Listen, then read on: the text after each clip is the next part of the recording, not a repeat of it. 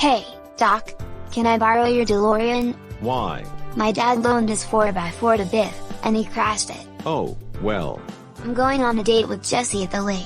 We're gonna put a couple of sleeping bags in the back, lie out under the beautiful stars. The DeLorean can't carry that much luggage. Well, if you're going to be away from home, and you don't want to get into a car accident, can you please listen to one piece of highway science? Sure thing, Doc. A car is full of science. But today we're not talking about the car itself, we're talking about the road.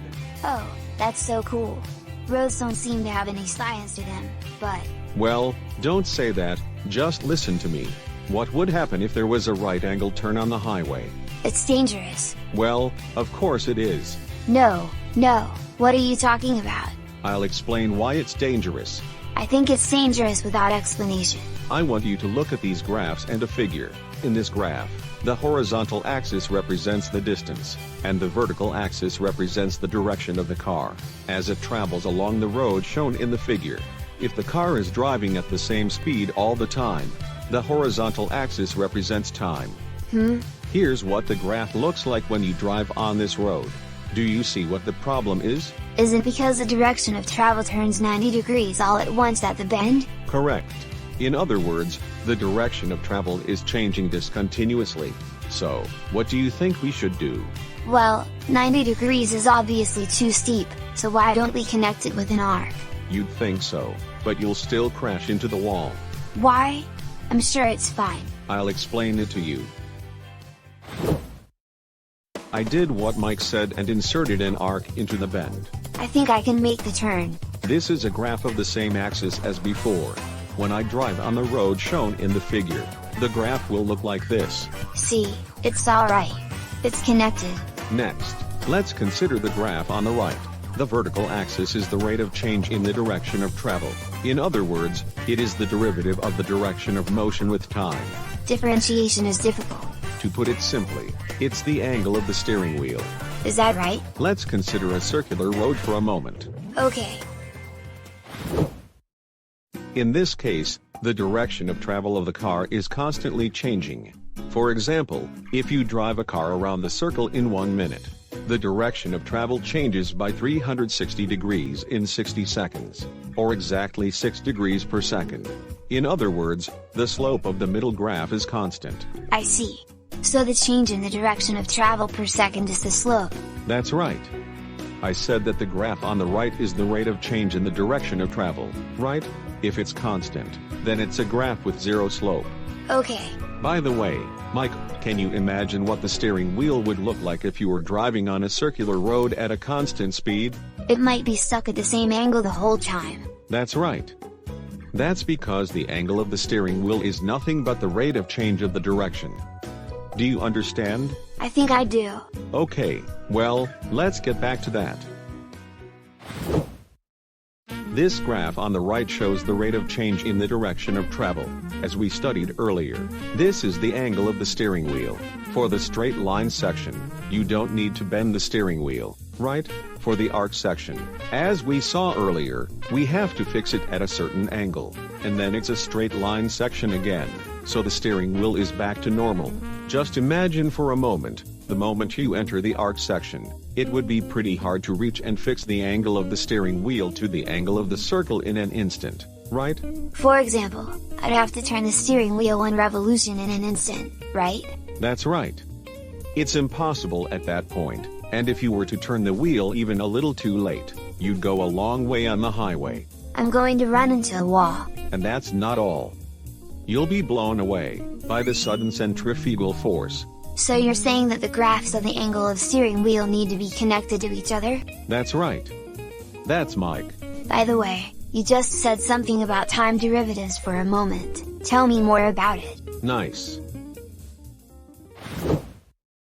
The graph in the middle, and the graph on the right, have a derivative and integral relationship with each other. The middle graph is the direction of travel of the car, and each interval can be represented by the following equation. The interval AB is a linear function whose slope is theta. Yes. Let's differentiate each of them.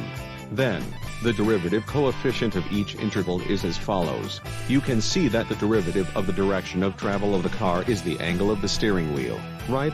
Oh, indeed. So there's differential calculus all around us. Yes, yes.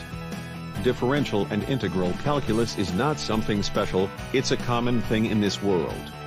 It's just a convenient tool to handle it mathematically. I'll try to listen to my math classes more carefully. Okay, so finally, we're going to figure out what kind of curve is the curve that doesn't cause accidents. Okay, here we go. What do you think we should do, Mike? Well, should we make the graph of the angle of the steering wheel connected? Great idea. Then, let's make the graph look like this. Imagine you're driving a car, and you start to turn the wheel at the entrance of a curve.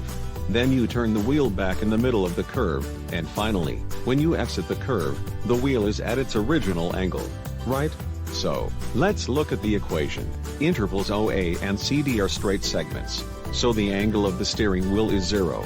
In other words, y equals 0, assuming that the steering wheel is turned at an angular velocity of omega on a curve.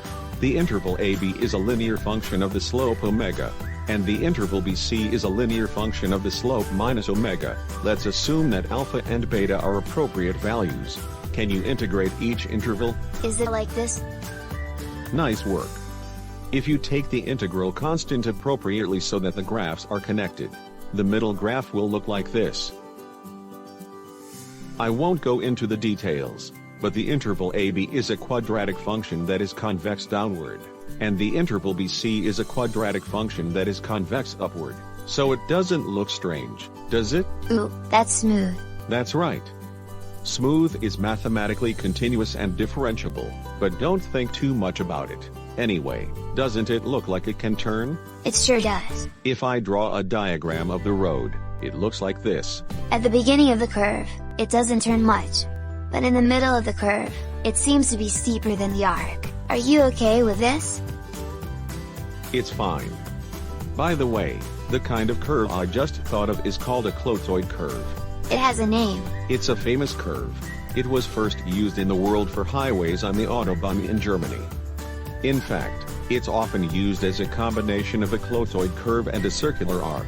Wow, as expected of Germans. It's also used in roller coasters.